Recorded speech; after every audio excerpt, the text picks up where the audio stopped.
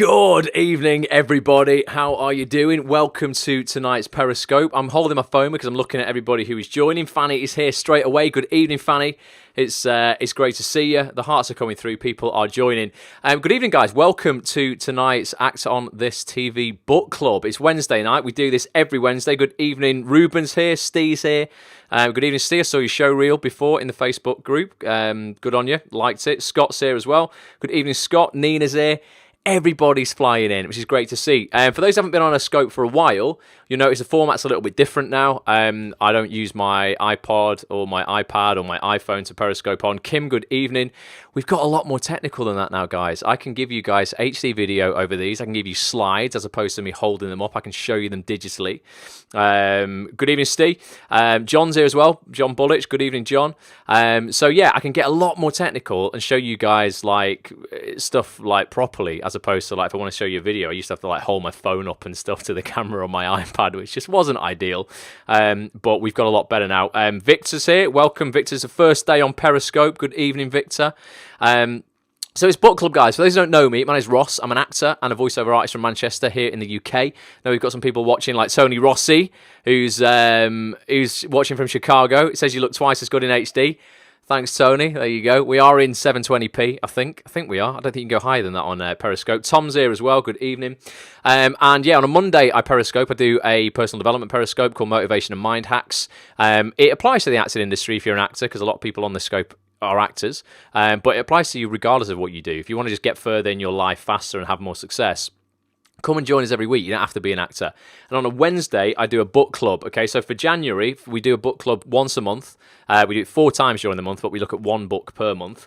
And we've been looking for the last 2 weeks at a book by Mike called Living Forward by Michael Hyatt. Those who have been on Scopes before know I'm a massive fan. Good evening, Brian, of Michael. Michael is just an awesome kind of mentor, productivity guy. He's just like, if you want to get more done in your life, Michael's the guy who you see. He wrote this book with his friend Daniel, and it's basically a proven plan to stop drifting in your life and start actually getting the life that you want. We looked in week 1 at what the drift is. And you can drift for many reasons in your life. Give me some like hearts or give me some comments here that I can see on my phone. If you feel you drifted in 2016, maybe you had grand ambitions, you wanted to do more in your life, in your career, if you're an actor or writer or just whatever you do. And you set goals initially and you didn't hit them. You drifted. You didn't check in with yourself. You didn't really know how to hit goals properly. Lucy, good evening. Great to see you. The hearts are coming through, so I'm guessing people resonate with that. I definitely have done in the past. I got really heavily into goal setting 3 years ago. My life's been very different since. I find it, a lot easier not to drift, although I'm still capable, and it's still something that can happen if you're not conscious and you don't check in with yourself. Last week we looked at kind of people's life plans in terms of what they want to be remembered by, because this whole book is about your life plan, getting a life plan together, not just goals, but literally for your life.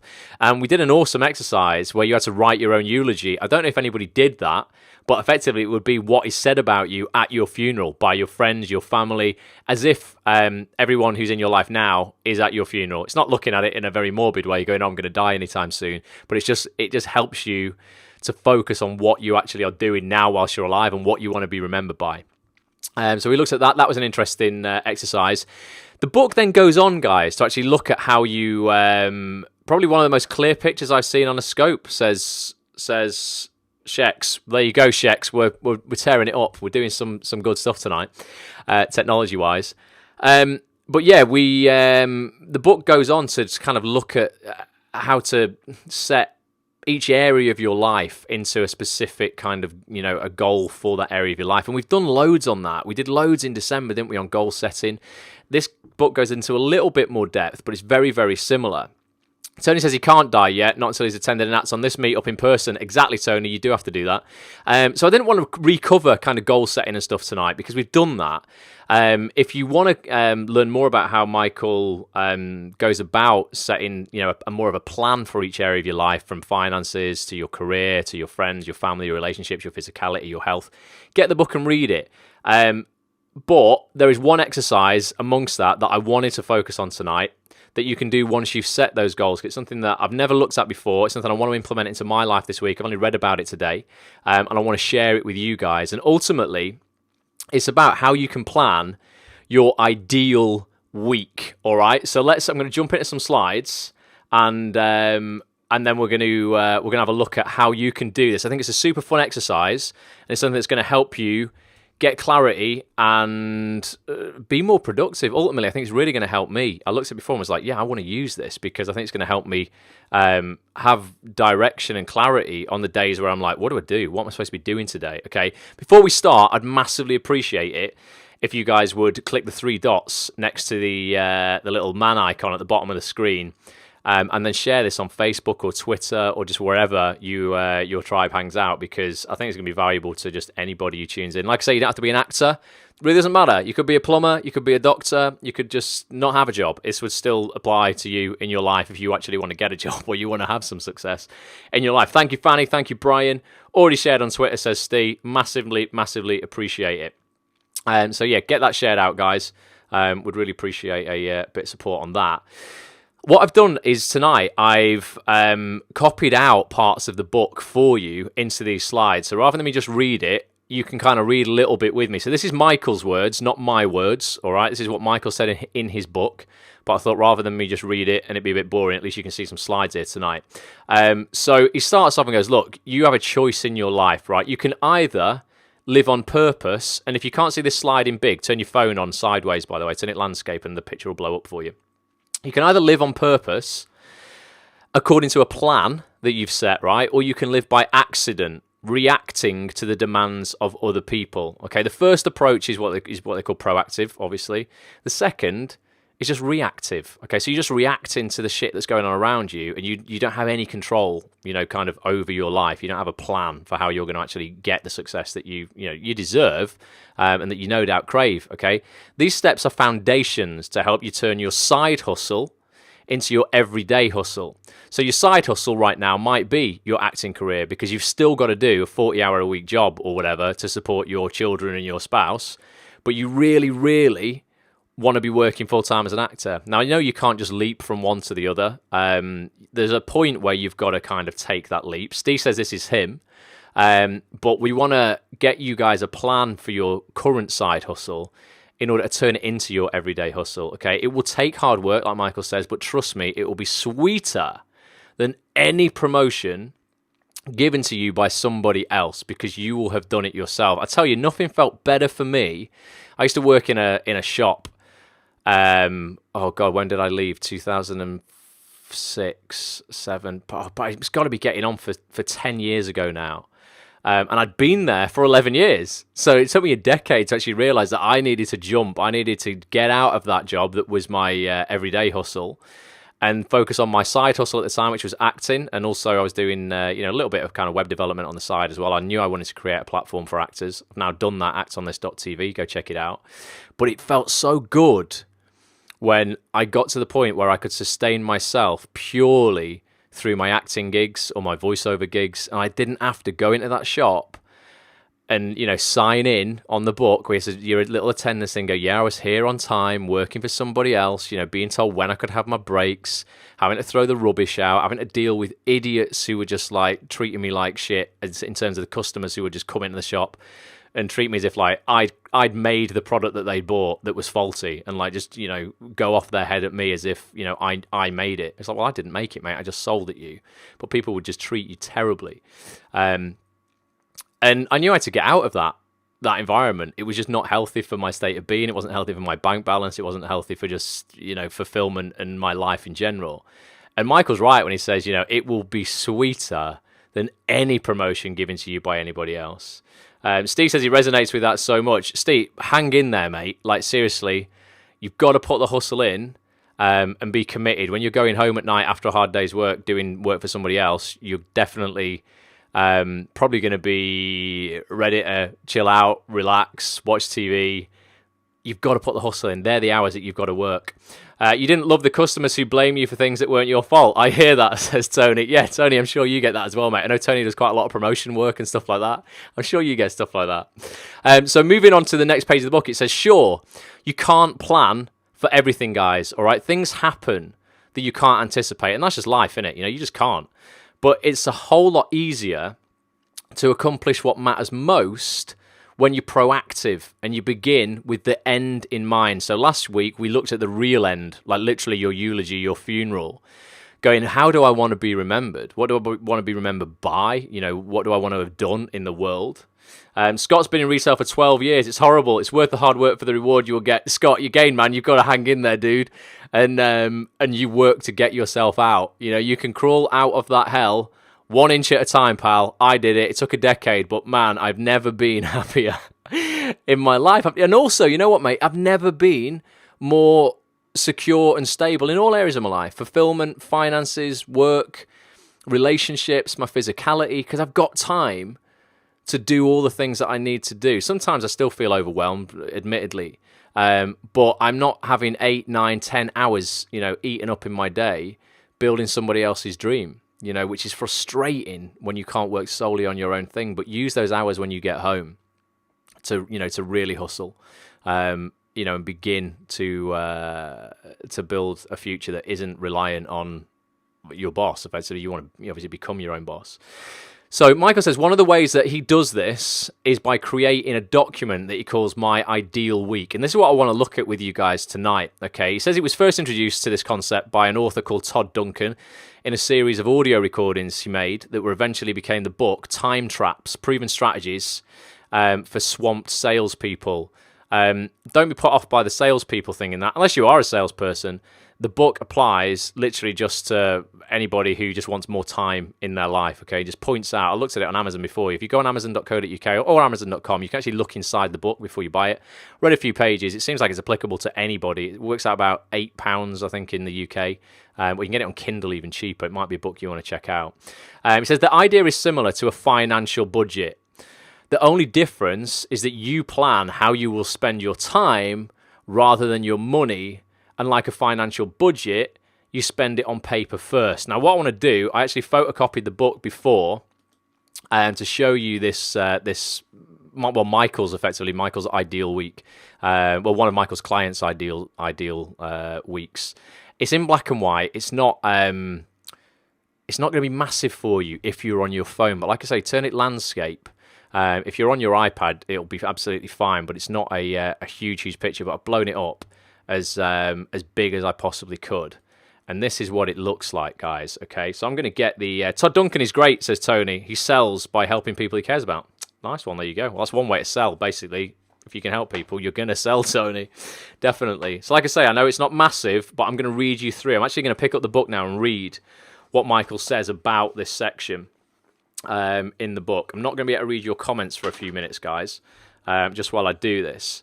But he says, this is figure 8.1 in the book, if you're reading along, but it says, you can see Tim's themes are listed on the very top row. So Tim's got a few themes there, and when you look at the plan and how you create a plan in Michael's book, you'll be able to work out your own themes as well. They're different for everybody. Some people will have travel in there, they're going to have planning, personal, church. I mean, you might not be religious, so that theme might not apply to you whatsoever, but you might have your own, your own themes. The book, like I say, will tell you how you can come up with those. This is pretty much what my timetable looks like, says Fanny. Well, this is awesome, Fanny, because this isn't just their timetable in reality. This is their ideal timetable. So this is if you had like a timetable, you're like, this is my perfect day, my perfect week. This is what it would look like. It's really going to help you get clear on actually how close to this you are and how much you've got to do before you can get to this point. So he says, you can see Tim's themes listed on the very top row. So Monday is devoted to his team, one-to-one meetings and a staff lunch. Tuesday and Wednesday are devoted to travel and extended meetings like monthly business reviews and stuff like that. Thursday is an ad hoc day. This is where Tim pushes external requests for meetings. This is all kind of business related, guys, but like I say, your themes are going to be different. Friday is spent on planning and long-term thinking. Let me just turn the pages of this. Saturdays for personal chores and activities, and Sundays for church, rest, and planning the next week. Then Tim's got focus areas on the left-hand column, so you can see the focus areas on the left there. The early morning hours, and this is what I think is really going to be game-changing for a lot of people where you plan this specifically. So the early morning hours, you can see Tim gets up quite early there. They're devoted to self, so they're for reading, praying, and working out. Like I said, the guy's religious. You might not be. Might just be for working out for you. When I get up in the morning, literally, it's just for a quick bite to eat, walk to the gym, and then I'm working out in the gym at 7. The middle of the day is devoted to work. Tim arrives at the office by 8:30 and leaves promptly at 6 p.m. It's amazing what you can get done in the time allotted when you create hard boundaries, says Michael, around your work. Otherwise, something called Parkinson's law becomes operative, and that's where work expands to the time allotted for it. So if you plan to spend 8 hours, you're probably going to spend 8 hours. But if you plan to get that thing done in 6, then the likelihood is you're going to get it done in 6. It's not going to expand beyond that because you're like, right, I've set myself, a deadline. It's got to be realistic, but it just means that the work doesn't expand past, the time allotted for it. The end of the day is reserved for Tim's family and relaxing. Currently, he's got 3 children living at home. Eating dinner together is a huge priority of his. Gives the family time to connect and catch up.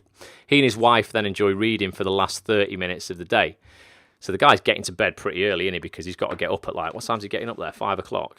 Yeah, 5. He's having some quiet time on a Wednesday at 5 a.m. till 5:30 before reading from 5:30 till 6. And then he's working out from 6 till 7. So he's a bit of a high performer in that term, but he does go to bed by 9 o'clock each night. I'm normally setting myself goals for right, you're in bed by 11, you're up at 6:05 normally, and then I'm in the gym at 7. So he's a little bit of an early riser, goes to bed a little bit later. That's something that changed my life last year, guys. Seriously, turning into a morning person. I don't know if you've ever tried it or whether you had the same bullshit limiting beliefs that I had about the morning, going, I could never do it, I could never get up that early, it's not for me. Transformed my productivity. Seriously, having had the gym done by 8:30 every morning, showered, 2 breakfasts, and then ready to start the day with no interruptions. It's fucking incredible. Seriously, it's like you just have no interruptions. If you want to, hustle for the entire day on your day off, Steve, you get a day off, or anyone else who's working in retail, you get a day off, and you're not utilizing those hours properly, and you're working out in the evening or the afternoon. Get up, man. Seriously, get the workout done. It won't interrupt you. I've always been a morning person, says Ruben. I haven't, Ruben, honestly, literally until last year. I'm 35 this year. Until I was 34, I really wasn't a morning person, and I was always under the impression that I could never be. I was like, I just work late. I just don't get, it's not for me. I always feel bad in the mornings. I just forced myself to become a morning person, and it really worked. So you can see how specific the planning is there on that week. Scott says, that's me now. I haven't tried to change. Change, Scott. Try it, mate. You've got to stick with it for 30 days, but seriously, it will become part of your life. If I've ever woken up a little bit late at the moment, and I get to the gym a little bit late, I feel terrible. It's like, it's just such a non-negotiable for me now. Whereas at first, it was really hard to do. And then you stick with it for 30 days, and getting up at that time, it's so liberating as well, because you end up with the world to yourself. Ruben just said he gets up at 4. Ruben, that is extreme, my man. That's super extreme. But I love walking to the gym, even in the dark at this time of year in the UK. About 6:30 in the morning, because you feel like you've got the world to yourself. I passed 3 dog walkers on the way to the gym. That's about it. It's lovely. And then even if you just wait half an hour till 7, it's a totally different experience. There's loads of cars on the road. It's very different. Sets your body clock doing it all the time, says Steve. Yeah, it does as well. I very often wake up, bang on my alarm without even going off now, because I'm so used to it. Because it is, sort of kind of regimented, really. So you can see there. So he's got his 3. His 3 themes on the left. He's got his self, his work, and his family and other, and then he's got his priorities across the top. And they're for him are teams, travel and extended meetings, ad hoc, planning, personal and church. Your stuff across the top can be anything. It could be acting, voiceover, retail work if that's your normal job. Then it could be relationships, just anything at all.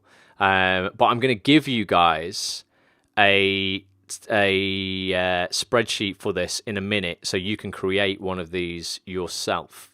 And it's something that I'm going to do this week as well. I'm really going to have a look at drilling down into what my ideal week would look like, because I've done this exercise before on an ideal day, but never an ideal week. Where you can go, actually, you know what? Because this has really helped me when it comes to the website, actonthis.tv that I run, and a few of the other things to go, right, on this day, I'm going to be looking at this. Because I have news articles to write, blog posts to do, interviews to book in, social media to do. And right now, I kind of do it just any time, all the time, where it'd be lovely to set very specific times for me to do those things. if it was an ideal week, and not every week's going to be possible to have it as your ideal week like this, but I think it would be, quite a dramatic change in not feeling overwhelmed, just kind of, feeling like you've got everything planned out, because ultimately, that's what it is.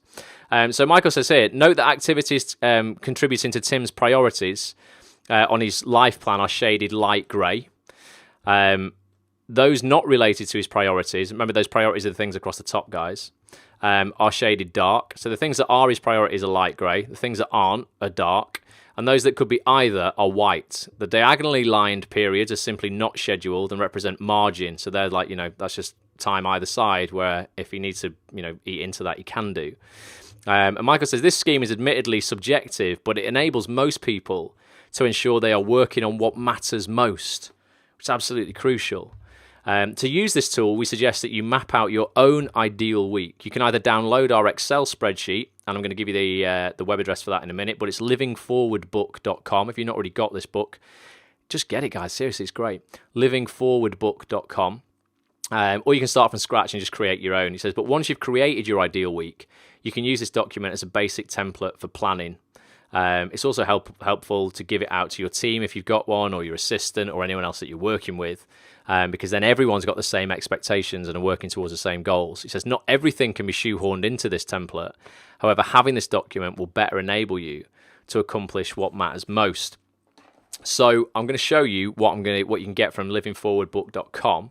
I've brought it up on Excel before. It's literally this, guys. So it's a completely blank living forward spreadsheet, and you can fill in all of the gaps yourself, save it, print it out, stick it up on your wall, whatever you want, and half the work's been done for you, because I know a lot of people are probably looking at that and going, how do I even create that? Well, the thing is, you don't need to. If you've got Microsoft Excel or Numbers, if you're on a Mac, you can get this template for free. It's livingforwardbook.com. And you can get loads of little resources there. If you've got the book, there's lots more than just that. There's quite a few templates for various exercises that you'll find in the book. So what does your ideal week look like? Give us some ideas of, like, what time are you getting up at the morning right now? What time would you ideally want to get up if you could?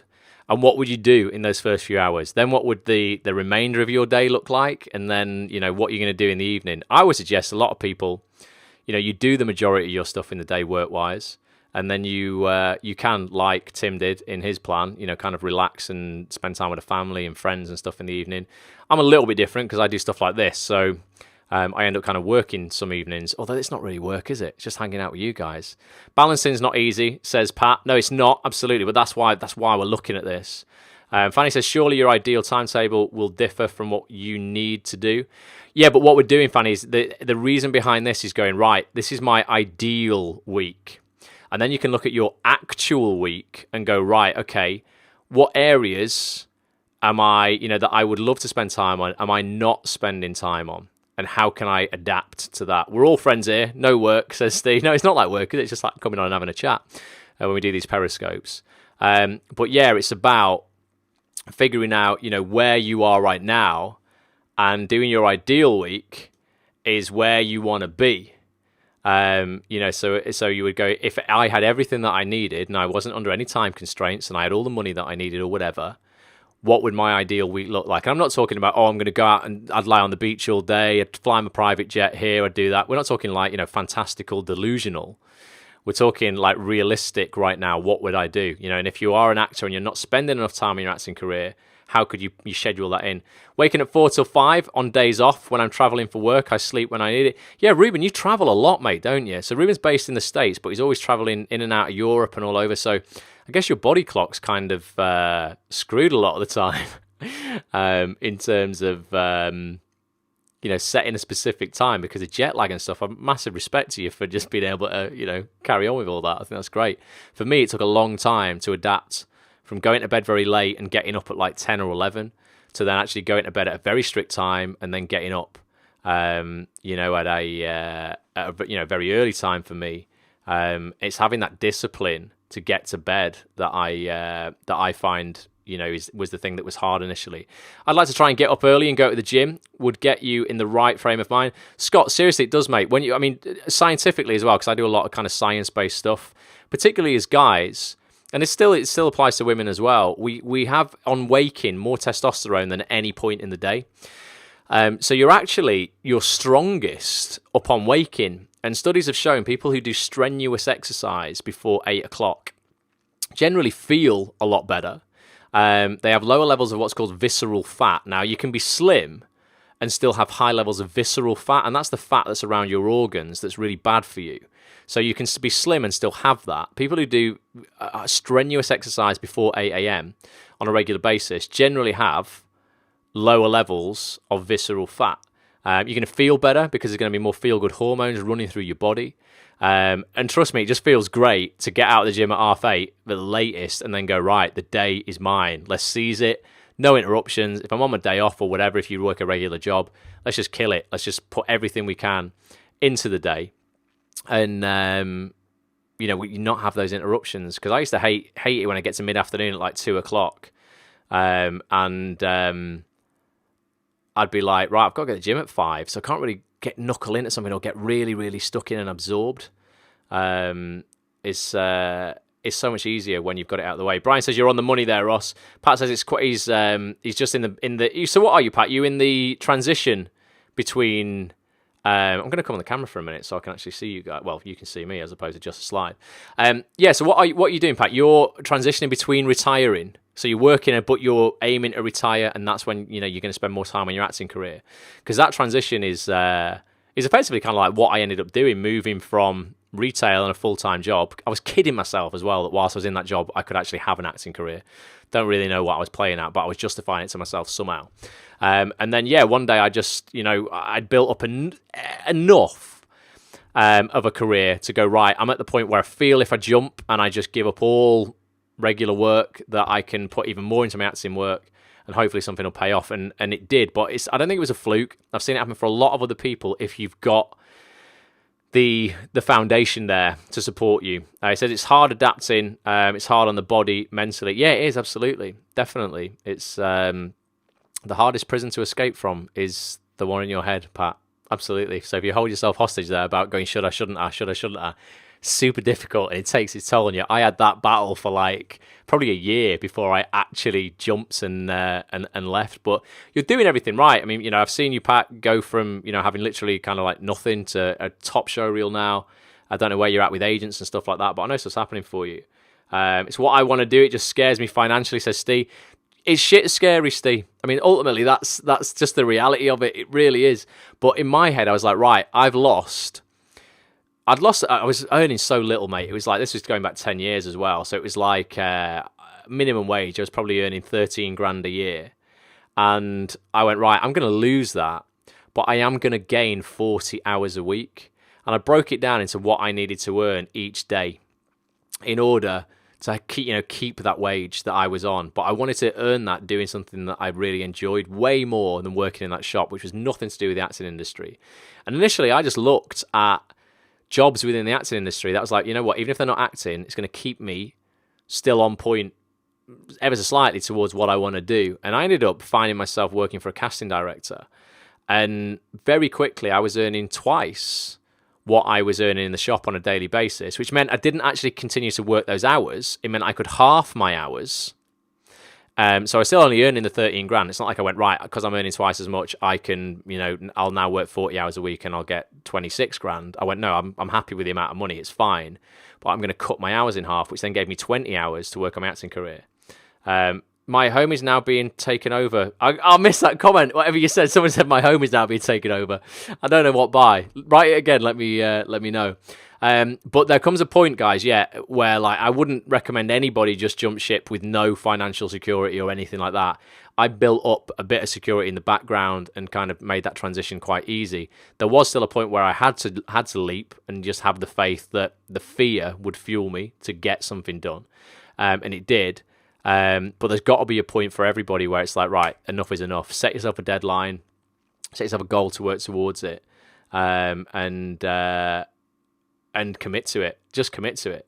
Brian says, happy and healthy and have love in my life. I missed your other comment, Brian, but well, that's awesome, man. You know, I mean, you're winning. If ultimately that's the goal, isn't it? If you've got that, you've won. But yeah, just have a look at where you're at, guys, and where your ideal week would be, and then look at how far away you are from your ideal week. Like I keep going back to Tim's ideal week here, but it's going to give you it's going to be a great thermometer for you.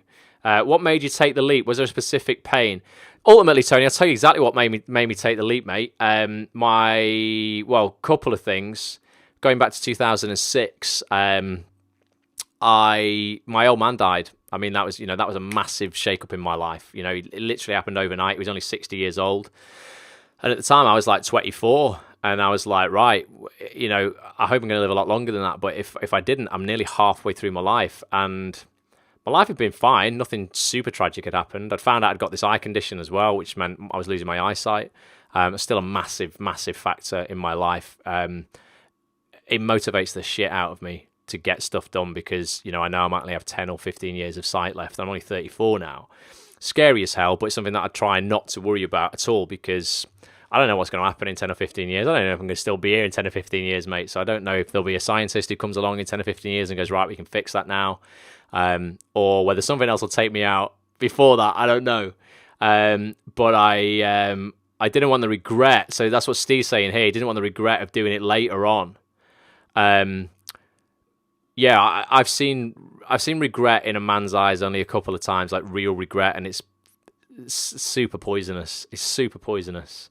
And I read a book as well called what's it? I've got it up here. One sec, guys, I'll get it. Here you go. The top 5 regrets of the dying. It sounds super morbid, but it's not. It's great. It's really, really inspirational. Love that you use these things as motivation instead of letting them defeat you. Yeah, but it wasn't easy, Tony. I mean, this is what got me into personal development because I was thrown into a situation where I was like, shit, like my mum's got this eye condition as well. My mum's blind with this. My dad was gone. And for a long time, I honestly thought that I would have to put all my hopes and dreams on standby because I would need to support my mum. And the last words, I'm not being dead dramatic here, but this is just fucking super true. The last words my dad ever said to me is, you look after your mum. That was the last things I heard come out of his mouth. And I was like, shit, you know, I've got to honor this. And I was like, I'm not going to be able to pursue my acting career and do what I want to do and support my mum because my mum couldn't work because she couldn't see. So I took stock really for a few days and something incredible happened. My dad had sorted out a life insurance plan, and none of us really knew about it. And my mum got a check for about £90,000, and it was a really weird morning when we got it. He's probably only been dead a couple of weeks, and part of me felt absolutely elated that I could actually, you know, that would support my mum. I wouldn't need to do anything, and I could then get back on track with the acting and go, right, well, you know what? I absolutely owe it to my old man for this second chance that I can't screw this up. I've got to go for this now because it's all like being born again a little bit. Big part of me felt very guilty as well for being very happy that we got that because I would have rather had my old man back. So it's a bit of a conundrum for a while. But at that point, I was like, that was the catalyst for me, Tony, to go, right, you know what? I always took for granted I would have this time to do this acting and do what I wanted to do. It was taken away from me and I was devastated. And within 3 weeks, 4 weeks, it was given back to me. And it was like, wow. It's absolutely my duty to take this head on now. And again, yeah, that absolutely motivates the hell out of me. Because I think I owe it to my dad for the sacrifices that he made.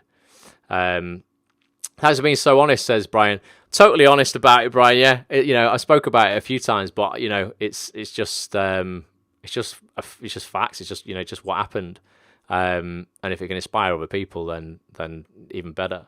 Pursuing your passion sounds like the best way to honour your father. I think you'd be proud, my friend, says Tony. Yeah, I hope so, mate. Sometimes, you know what? It was 11 years ago now, this year.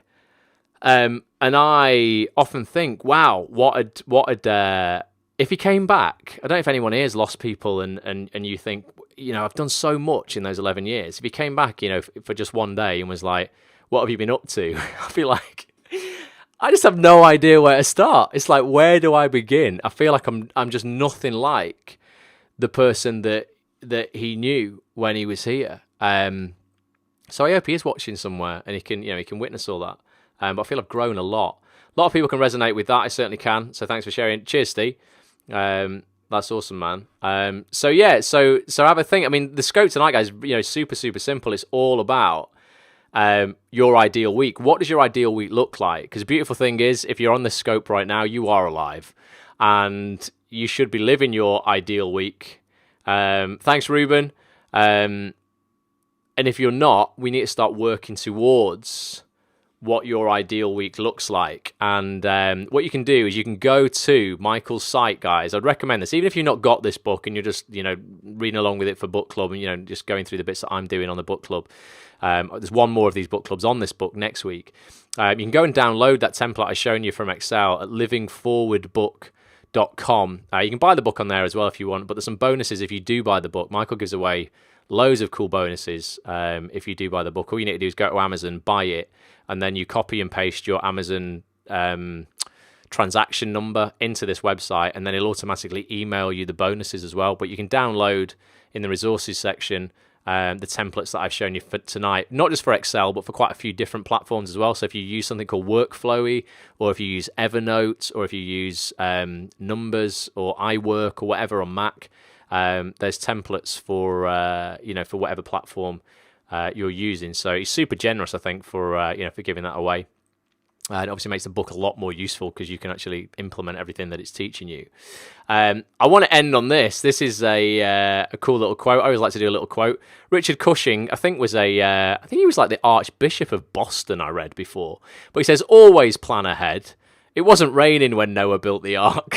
So I think it's quite a cool quote. So the more you can plan, the better, guys, really. Absolutely. And if you've not done any goal setting, and we were huge on goal setting on these Periscopes in December, then start. Just start. It's not too late. Yeah, we're only 2 weeks into into the new year.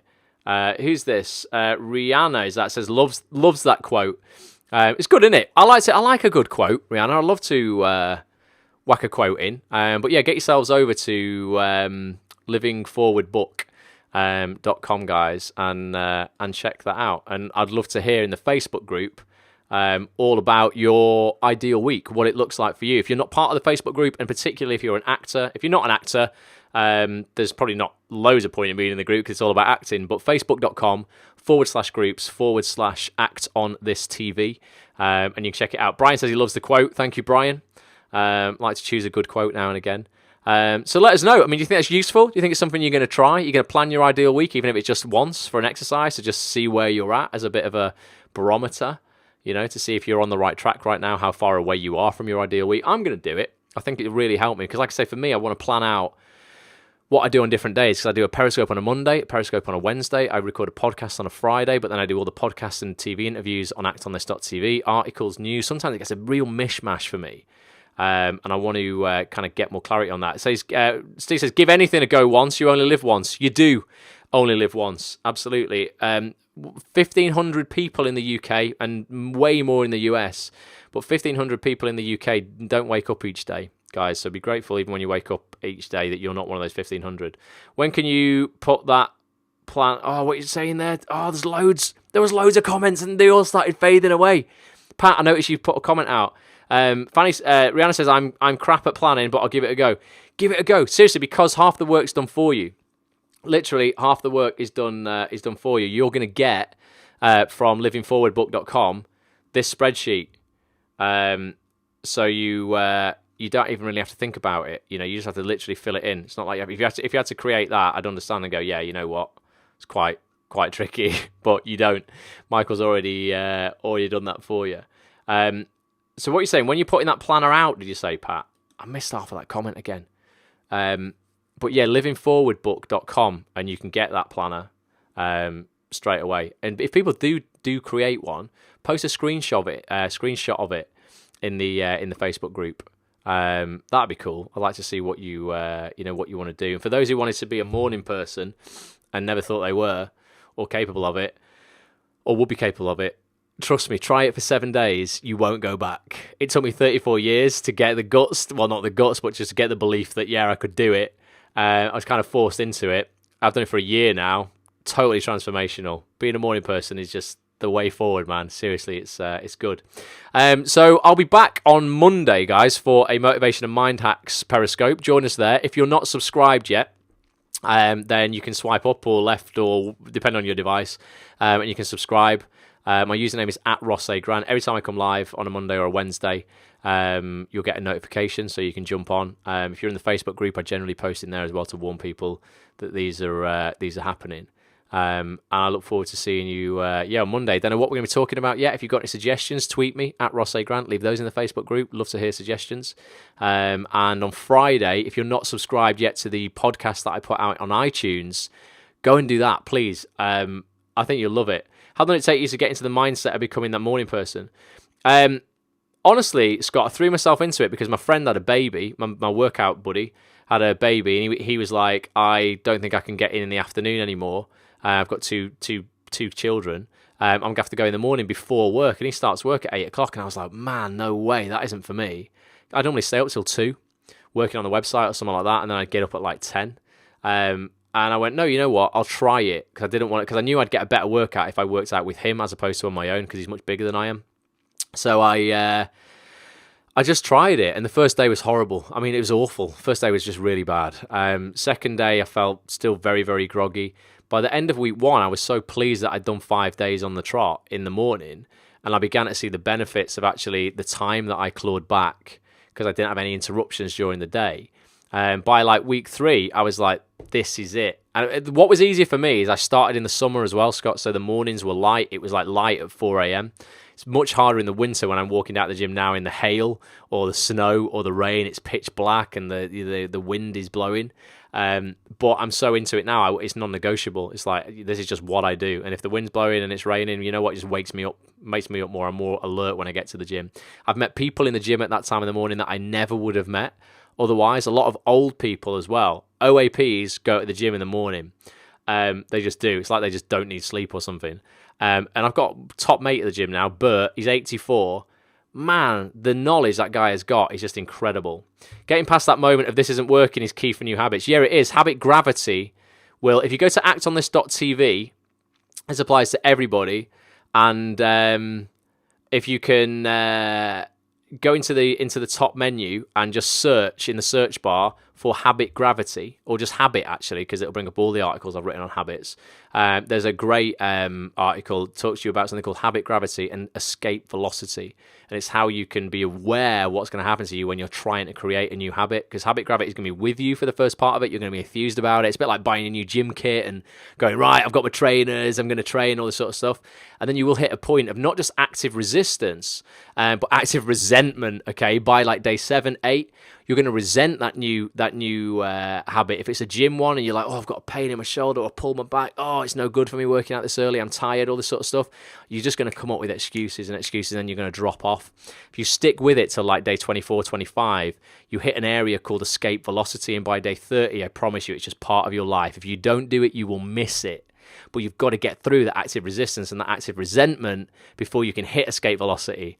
But if you know that's coming, you can be aware of it, and you can do something about it. You know, you can be more resilient because you're like, you know what, I feel like shit. Yeah, I feel like shit. This is terrible. You know, I hate working out today, but I know I will love having worked out later on. That was me last week. I committed to clean eating for weeks, hated it by day 4, says Tony. Brilliant. But you know what, Tony, man, seriously, by day 20, 23, 24, you're going to be like, man, my future self so thanks me for sticking through those, you know, those tough days at like 8, 9, 10. Day 10 to 20, just all of them are just tough. But after that, it's pretty plain sailing.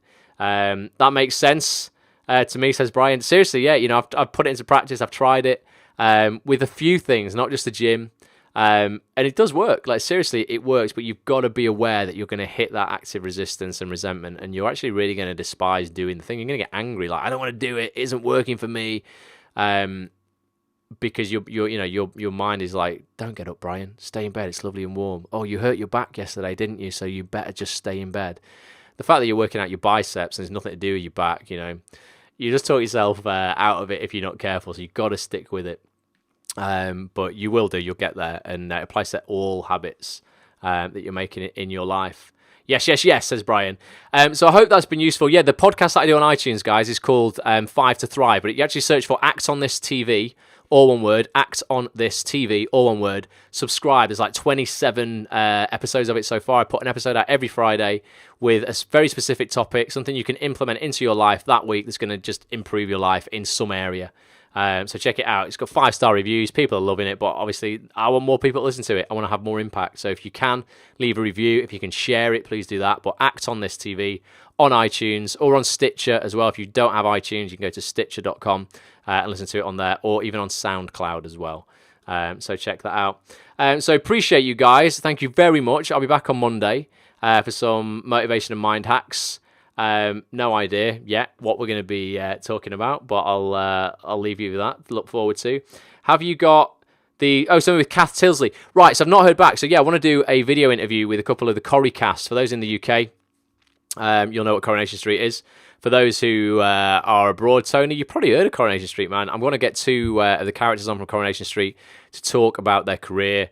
And just about life in general on Act on This TV. I do some really cool broadcast style TV interviews, put them on the website. Kath Tilsley and Jack Shepherd I want to get on. Jack's been in it his whole life, so he's got a very different perspective on it. Kath hasn't. She went to drama school. She was trained, traditionally, and she has gone from like very, very big. She was like really overweight as a teenager. To in great shape and well into personal development and stuff like that. So I want to talk about that as well. Heard the preview with the storyline writer. Yeah, I had the storyline writer, Martin Sterling, on from Coronation Street. You can hear that on actonthis.tv as well, talking about how they storyline a soap. That was really interesting. Are you still putting out that book with Letters to Younger Self? Yes, I am. Still something for January, Fanny. Still on the list. I've got it on my workflowy list. I reviewed that just the other day. So that's definitely coming up. But I've got a few things to do before I can focus on that. I've got a few of the those who subscribed to who joined the Bulletproof Actor program last year that I run. We've got a couple of webinars to do this month. When they're out of the way, I can focus on Act on This. I will reach my goals. Something about a stomach ache. Someone put. I missed that. I apologise. But yeah, get through the stomach ache. You will reach your goals. Definitely work on your abs in the gym. Get a stronger stomach. You will hit your goals, no doubt. So appreciate you guys. If you're watching on the replay, massively appreciate you. You can download the slides I used tonight by clicking on the link below. If you're watching on the replay on actonthis.tv. If you're watching on YouTube, massively appreciate you as well. Come and join us live next time on Periscope. Get the app periscope.tv. Follow me at Ross A. Grant. And I'll see you guys very, very soon. I really appreciate you guys, seriously. In the UK now, it's like 10 to 10. Appreciate you tipping up and showing up and spending this time with me every night that you do. Please come and join the Facebook group if you're an actor, facebook.com/groups/Act on This TV, and I'll catch up with you next Monday. All right, bye for now.